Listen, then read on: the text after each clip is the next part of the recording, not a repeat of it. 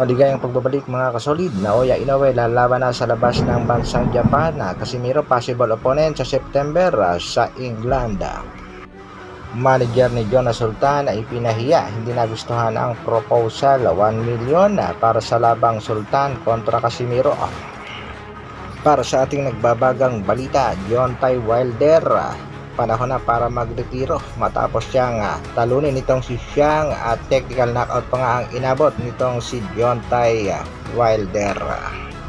Daniel Dubois panalo naman sa bakbakan at asahan na natin ang laban niya kontra Anthony Joshua.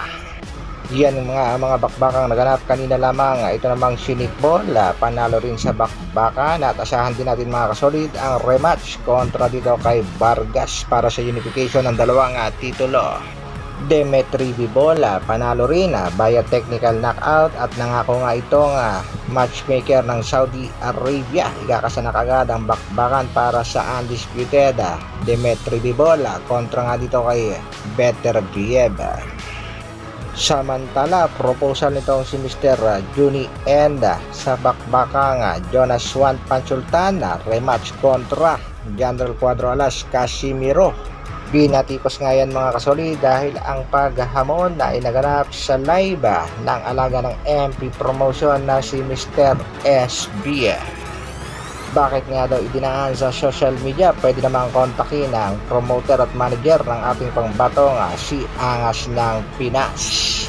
Heto nga isang komento ng netizen na ni-real talk ni Casimiro. Ang sakit noon na yung offer daw na 1 million, sapatos pa lang yan natawa nga daw si Cuadro Alas It's My Boy sa offer na 1 million yung mga bata nyo na lang paglabanin, Sultan versus Martina, yun malaki na yan para sa kanila.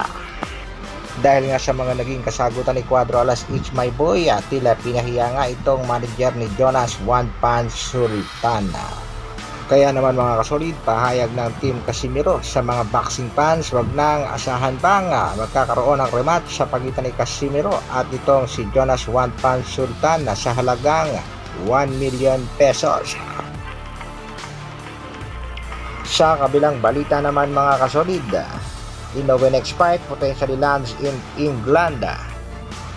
After coming off a dominant performance over Luis Neri, Japanese boxer demands Naoya Inoue eyes his next bout potentially landing on the Wembley card set for September with Anthony Joshua. The most likely fight though is Uzbek's boxer and WBA mandatory challenger Murodjon Akhmadaliev. Pero ang isa pa nga ang potensyal na posibleng makalaban ng Japanese monster ay ang ating pangbatong si Cuadro Alas General Casimiro dahil ito nga ang si Naoya Inoue ay dati na rin nagsabi na gusto niyang makalaban ng angas ng Pinas na si Cuadro Alas. At sa katunayan nga mga kasolid ay magkakaroon ng press conference sa June 25. Dahil nga dyan mga kasolid ay umaasa nga mga boxing fans, lalo na itong mga Pinoy at Japanese boxing fans na mapili ni Inoue itong si Casimiro bilang kanyang opponent sa September sa England, United Kingdom. Ano sa palagay nyo mga kasolid? May pag-asa ba? Hanggang dito na lang muna mga kasolid. Maraming salamat sa patuloy na pagsuporta at panonood. Mabuhay! Brrrr!